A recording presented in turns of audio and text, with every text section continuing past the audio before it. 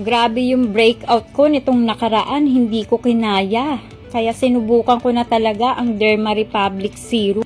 Hindi ko muna nilabas itong video na to. Actually, last month ko pa sinut ito guys. Kasi gusto ko munang i-testing, maubos ko yung isang bottle bago ako magbigay ng review sa inyo.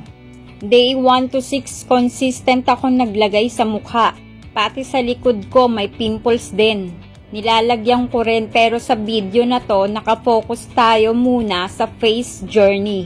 Sa una, medyo may konting hapde, pero hindi naman super tapang. Lightweight yung serum, hindi malagkit, madaling ma-absorb, no string smell, at hindi siya greasy. Hindi ko alam kung ako lang ba nakaranas nito kasi meron siyang mild feeling sa ibang area. Sabi normal lang daw yun. Ang importante yung redness unti-unting humupa at yung bumps naging less inflamed.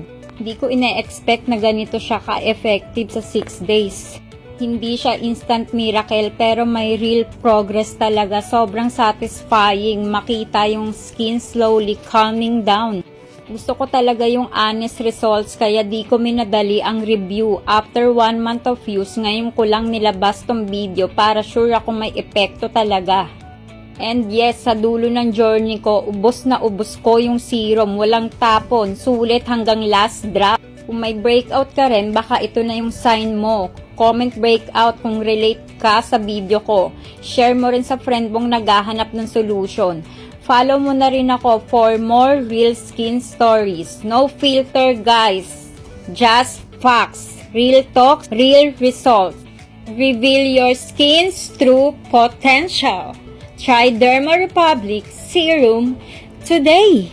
Malay mo, ito na ang skincare na gagana sa'yo.